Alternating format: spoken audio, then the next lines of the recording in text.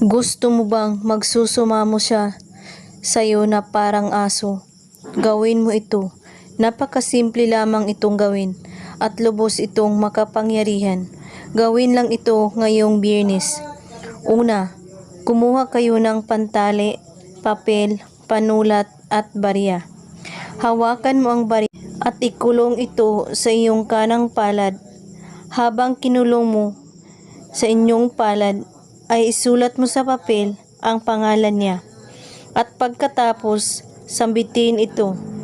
Pangalan niya, magsusumamo ka sa akin na parang aso. At pagkatapos, ibalot ito ang barya sa papel at talian mo ng pula na pantali. Itago ito kahit saan na walang makakakita nito o makakaalam. Kailangan kapag gumawa kayo nito, buo ang inyong paniniwala at walang ibang iniisip at pagdududa.